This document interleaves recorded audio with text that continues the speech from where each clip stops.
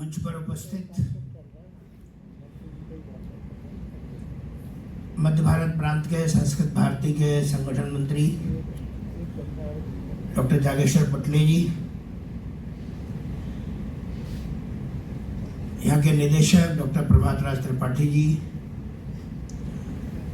यहाँ पर दर्शकों में उपस्थित अनेक आयुर्वेदाचार्य, संस्कृत बोर्ड से जुड़े हुए सभी बंधु भगिनीगण, शिक्षकगण और विद्यार्थी मित्रों,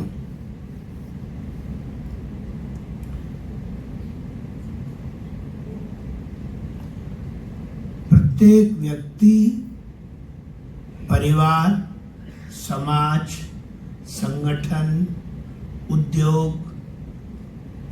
और प्रकृति का भी विकास होता है और क्रमिक विकास होता है। इसी को हम अपने बायोलॉजी की भाषा में बोलते हैं इवोल्यूशन है, क्रमिक विकास है।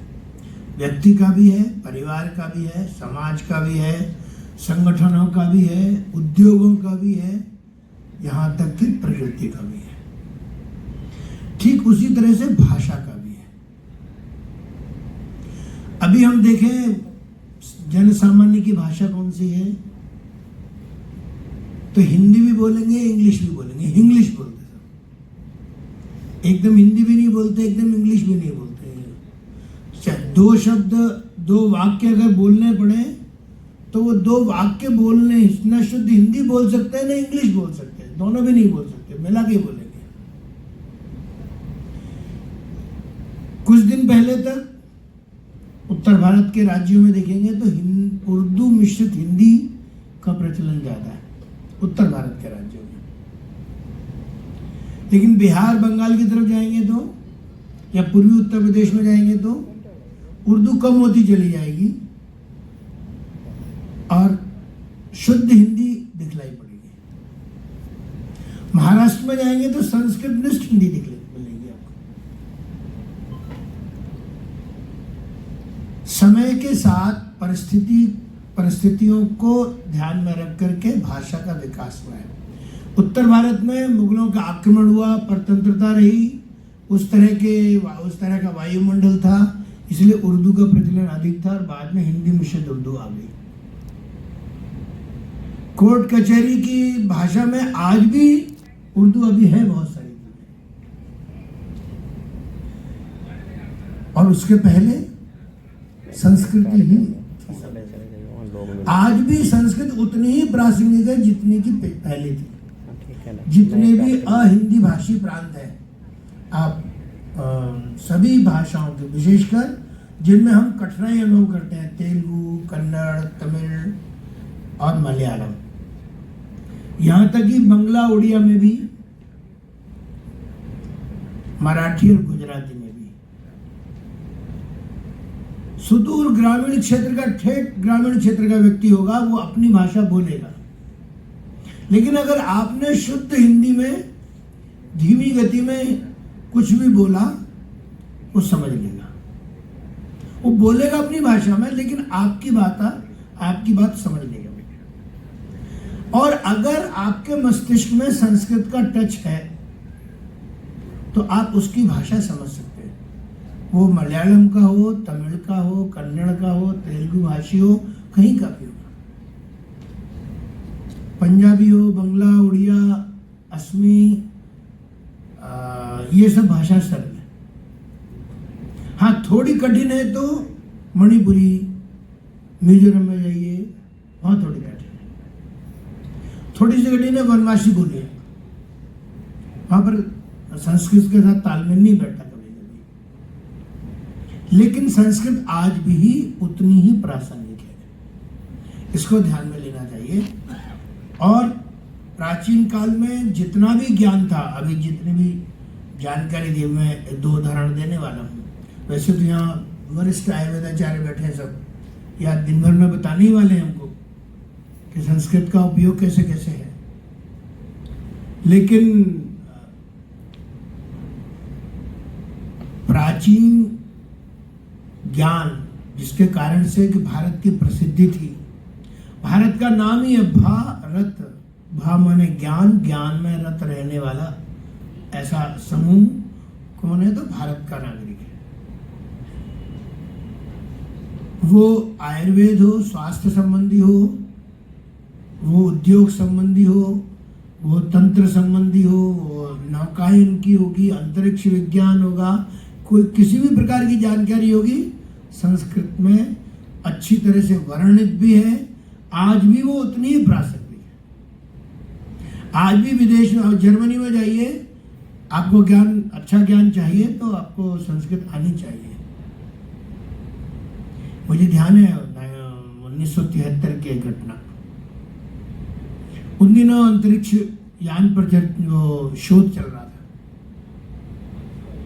तो अमेरिका में एक भारतीय वैज्ञानिक, उनके सामने समस्या थी कि अंतरिक्ष में जो यान जाता है तो उसकी इतनी गति रहती है कि बाहर का घर्षण, फ्रिक्शन बहुत अधिक होता है और बाहर की सरफेस गर्म हो जाती है। तो जाते समय धीमे धीमे गति बढ़ती है, इसलिए वो सहन कर लेता है, लेकिन लौटते समय उसकी गति बहुत ज्यादा होती है और जैसे ही वायुमंडल में प्रवेश करता है तो एकदम वो इतना गर्म हो जाता है कि अंदर का जो टेम्परेचर है वो इतना अधिक हो जाता है कि सारा सिस्टम फेल कर जाता है। अंततोगत्वा वो यान वायुमंडल में जल जाता है, समुद्र में गिर जाता है। और उस समय पर जो अंतरिक्ष यात्री रहते पैराशूट से बाहर निकल करके ही अपनी जान बचाते।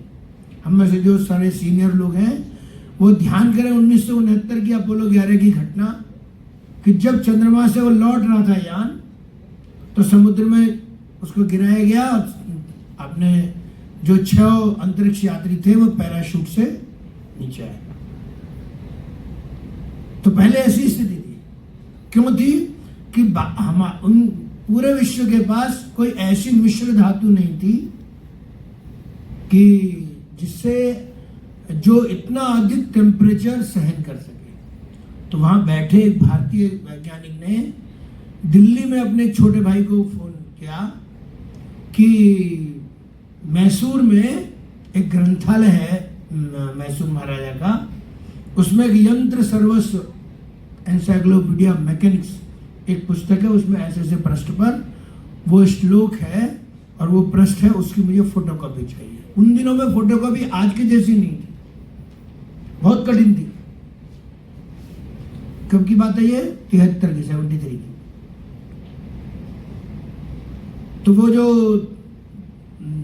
भाई था उनका, वो संघ कार्यालय आया, उसने पत्र लिया बेंगलुरु कार्यालय के लिए, बेंगलुरु कार्यालय ने मैसूर कार्यालय को पत्र लिखा, मैसूर कार्यालय ने वहाँ के महाराजा को पत्र लिखा, वहाँ से ग्रंथालय गया, वो पुस्तक निकाली, पुस्तक मिल भी गई, वो पृष्ठ भी मिल गया, श्लोक भी मिल गया वो।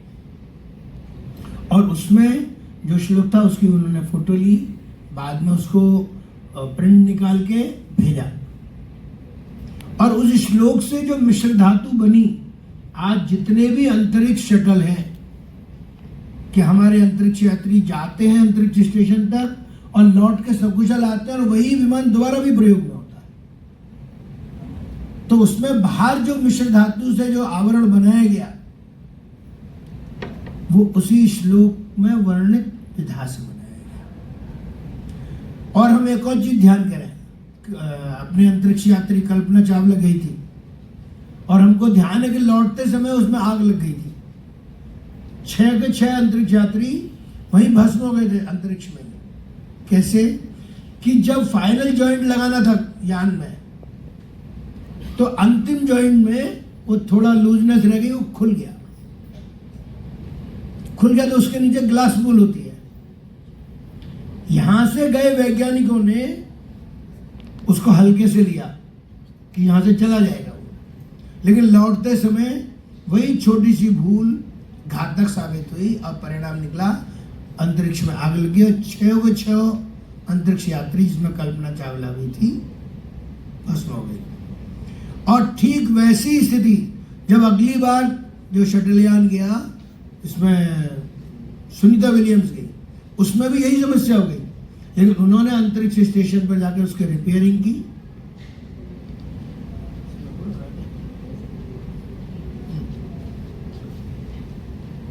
तो उसको रिपेयरिंग किया, तब वो वापस आ पाई। कहने का तात्पर्य सिर्फ इतना ही है कि हमारे पास आज भी जो ज्ञान है वह आज भी उतना ही प्रासंगिक है जितना प्राचीन काल में था। आयुर्वेद में भी ऐसा ही है। बहुत सारे श्लोक, बहुत सारे सब प्रकार का ज्ञान आज भी उतना ही प्रासंगिक है और लोग प्रयोग भी करते हैं। बताने वाले भी अलग अलग प्रकार की औषधियों के जो श्लोक हैं वो उनमें वर्णित है। केवल औषधि नहीं तो आरोग्य रहने के लिए भी कुछ है। स्वस्थ से स्वास्थ्य रक्षणम जो विषय है कि पहला काम स्वस्थ व्यक्ति को स्वस्थ रखना, माने बिना दवा के स्वस्थ बना के रखना, उसके लिए भी जो श्लोक है वो भी सब संस्कृत। तो भाषा ही संस्कृत है। लेकिन आज ये कठिनाई क्या है कि आयुर्वेद जानने वाला व्यक्ति, जैसा भी जागेश्वर जी ने कहा कि वो संस्कृत जानते लेकिन आयुर्वेद नहीं जानते। आयुर्वेद जानने वाला व्यक्ति वो संस्कृत नहीं जानता, संस्कृत जानने वाला व्यक्ति आयुर्वेद नहीं जानता और बायोलॉजी नहीं जानता। ये बहुत बड़ी कठिनाई है। दूसरी कठिनाई है हमारी शिक्षा व्यवस्था। जब से सीबीएसई का कोर्स लागू हुए जगह जगह पर, तब से त्रिभाषा सूत्री फॉर्मूला गायब हो गया। पहले 3 भाषाओं की पढ़ाई अनिवार्य थी, हिंदी, इंग्लिश और संस्कृत। दक्षिण भारत में थे तो एक स्थानीय भाषा थी, एक संस्कृत थी, आप हिंदी अंग्रेजी में से कोई एक ले सकते थे। दक्षिण भारत में ऐसा था। लेकिन जब से सीबीएसई का कोर्स आया, ये त्रिभाषा सूत्री फॉर्मूला हट गया। तो संस्कृत पहले गायब हो गई और संस्कृत 16 ऑप्शनल सब्जेक्ट्स में आ गई, तो विद्यार्थी लेता नहीं। मुझे ध्यान है जब नया झारखंड राज्य बन रहा था तो उस समय वहां की सरकार ने स्वीकार किया कि हम सीबीएसई का सिलेबस फॉलो करेंगे, लेकिन हम त्रिभाषा सूत्री फॉर्मूला लागू करना चाहते हैं। ये वहां के ब्यूरोक्रेट्स ने लागू नहीं होने दिया। बहुत बार कहा गया, समझाया गया, बातचीत हुई। एक बार मेरे सीधे वार्ता हुई सारे ब्यूरोक्रेट्स से इसी विषय पर कि आप संस्कृत को क्यों नहीं लागू करना चाहते। तो उन्होंने कहा हमको विद्यार्थी नहीं मिलते। उनका विद्यार्थी मिलेंगे भी नहीं आपको। आपने सोर्स पर क्लैंप लगाया हुआ है, आप टेल पर विद्यार्थी चाहते हो। आप रोजाना घोषणा कर रहे हो कक्षा 1 से हम अंग्रेजी पढ़ाएंगे और त्रिभाषा सूत्री पे पढ़ाना नहीं चाहते हो आप, और आप चाहते हो कि एमए में लोग संस्कृत लें, तो कैसे लेंगे संस्कृत? पहले प्राइमरी कक्षा में हिंदी का एक भाग था संस्कृत। संस्कृत अलग से भी एक सब्जेक्ट था, स्कोरिंग था, इसलिए विद्यार्थी लेते थे कि अधिक अंक मिलते थे, उसमें डिवीजन अच्छी हो जाती थी। और यही समस्या जैसे उन ब्यूरोक्रेट्स की है वैसे आज के अभिभावकों की भी है। किसी भी घर में जाओ, वो बच्चों कहेंगे पोएम सुनाओ, कोई गिनती नहीं बताएगा, कोई श्लोक नहीं बताएगा, पोएम सुनाओ बोलेंगे। कौन सी मानसिकता है? यही स्थिति आयुर्वेद की भी हो गई कि उसका ज्ञान संस्कृत में है, लेकिन बोलने वाले बहुत सारे आयुर्वेदाचार्य मैं पूरे देश में घूमता हूं, सुनता हूं, वो आधा अधूरा ज्ञान बोलेंगे, वो अंग्रेजी बोलेंगे 2-4 शब्द जरूर। तो मैं कई बार बोलता हूं कि ये ठीक नहीं बोल रहा हूं, ये बोलो इसकी जगह। आज भी संस्कृत का ज्ञान उतना ही संरक्षित है। मैं दरभंगा गया, दरभंगा विश्वविद्यालय में 1000 दुर्लभ पांडुलिपियां आज भी सुरक्षित हैं। हासन गया मैं, कर्नाटक में, या दिल्ली का all India institute of Ayurveda में, वहाँ संहिता सिद्धांत विभाग में बहुत बड़ी संख्या में संस्कृत की पांडुलिपियां आज भी है, उपलब्ध है। अभी दिल्ली में तो बल्कि वहाँ पर भी, हासन में भी डिजिटलाइजेशन शुरू हो गया उनका, कि उनको हम कैसे फॉर एवर के लिए हम सुरक्षित कर सकें। इसलिए डिजिटलाइजेशन भी होने लगा है। यही स्थिति मैंने भी वहाँ भी सुझाव दिया दरभंगा में भी, कि अगर आप ये कर सकें तो जितनी भी ये पांडुलिपियां हैं, बहुत बड़ी लाइब्रेरी वहाँ की, कि उनको, उस ज्ञान को हम हमेशा के लिए सुरक्षित कर सकें। और इसलिए आज आवश्यकता अनुभव होती है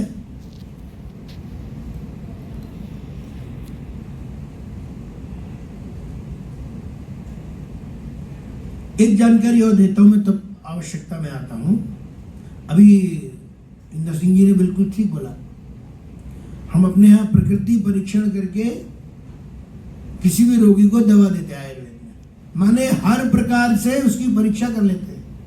केवल ऊपरी लक्षण नहीं है, उसका भाव पक्ष भी है, कारण भी है, और कब से? बहुत प्रारंभ काल से। और इसीलिए हर रोगी के लिए स्पेसिफिक एक दवा होती है। आज एलोपैथी पद्धति में ब्रॉड स्पेक्ट्रम मेडिसिन है, दर्द की एक है, पाचन तंत्र की एक है, एंटीबायोटिक एक है, एक ब्रॉड स्पेक्ट्रम है, और इसीलिए ओवर द काउंटर लोग दवा खरीद लेते हैं बिना डॉक्टर के प्रेस्क्रिप्शन के। लेकिन अब एलोपैथी के डॉक्टर्स को भी ध्यान में आने लगा है कि एक ही प्रकार के लक्षण और एक ही प्रकार की दवा हर व्यक्ति में अलग अलग प्रकार से काम करती है। अब उसकी खोजबीन शुरू की तो उन्होंने अपनी टर्मिनोलॉजी में अध्ययन किया कि हर व्यक्ति का जीनोमिक स्ट्रक्चर अलग अलग है, इसलिए हर व्यक्ति को एक ही लक्षण और एक ही दवा होते हुए भी अलग अलग प्रकार का प्रभाव होता है। और अब पर्सनलाइज मेडिकेशन पर आ गए। जो चीज आयुर्वेद में प्रारंभ से है, होम्योपैथी में भी है। और इसलिए यह जो सटीकता है, यही आयुर्वेद की विशेषता है। आज की आवश्यकता है कि आयुर्वेद का विद्यार्थी जो पढ़ाई शुरू करता है वो साइंस एंड बायोलॉजी से आता है, वो संस्कृत पढ़ता नहीं। उसको संस्कृत की आवश्यकता है उस ज्ञान को जानने के लिए। इसलिए एनसीआईएसएम ने एक पुस्तक ही लगाई हुई है जो संस्कृत भारती के द्वारा प्रेस्क्राइब्ड है कि हर व्यक्ति को सरल संस्कृत आनी चाहिए। आयुर्वेद के विद्यार्थी के सामने सबसे बड़ा चैलेंज यही होता है कि अगर उस ज्ञान को समझना तो संस्कृत जानना अनिवार्य है। हमारे एनसीआईएसएम में डॉक्टर रघुराम भट्ट जी हैं। रघुराम भट्ट जी पहले संस्कृत भारती के बिहार क्षेत्र के प्रचारक थे। वो आयुर्वेदाचार्य थे लेकिन संस्कृत भारती के प्रचारक थे। आज भी वो कहीं भी जाते हैं संस्कृत में ही भाषण देते हैं, आयुर्वेदाचार्य।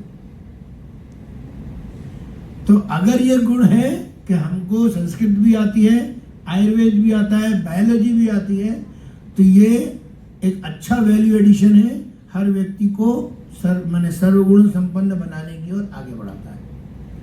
तो आज की आवश्यकता ये है कि संस्कृत अगर आयुर्वेद में अध्ययन करना है, संस्कृत भाषी है, तो उसको बायोलॉजी आनी चाहिए।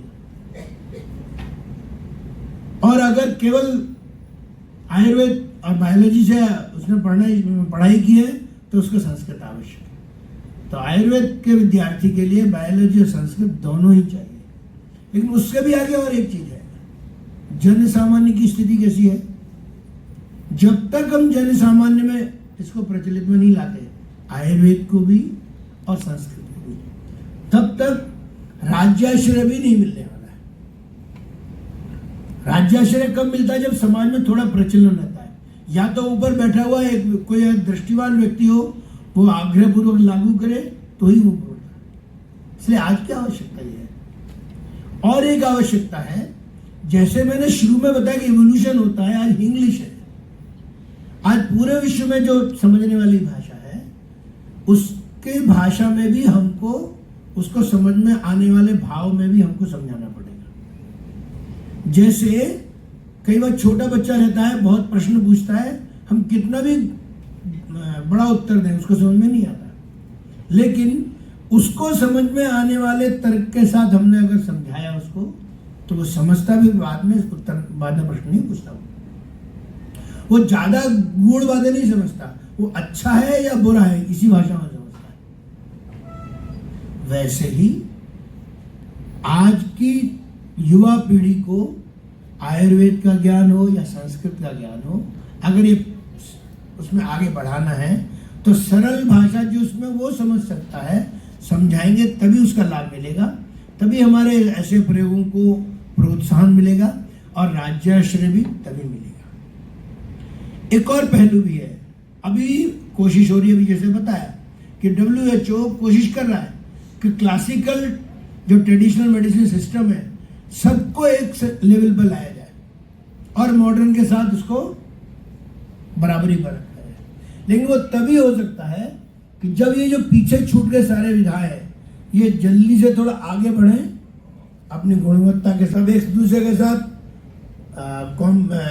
परस्पर पूरक भाव, तभी हम अपनी विशिष्टता उनमें स्थापित भी कर पाएंगे, जानकारी भी दे पाएंगे और उनको अधिक गुणवान भी बना पाएंगे। और इसलिए आज की आवश्यकता है कि हमको आयुर्वेद में पढ़ते समय संस्कृत भी चाहिए और बायोलॉजी भी चाहिए। संस्कृत का विद्यार्थी अगर आयुर्वेद पढ़ता है तो और उसको ट्रीटमेंट करना है तो उसको बायोलॉजी करनी चाहिए। जहाँ संस्कृत भी चाहिए वहाँ ट्रीटमेंट के लिए शरीर विज्ञान भी चाहिए। यह आज की आवश्यकता है। इस तरह से अगर विचार करेंगे तब इस तरह के कार्यक्रमों का अधिक लाभ होगा। मुझे लगता है इतना ही मुझे इससे बोलना चाहिए।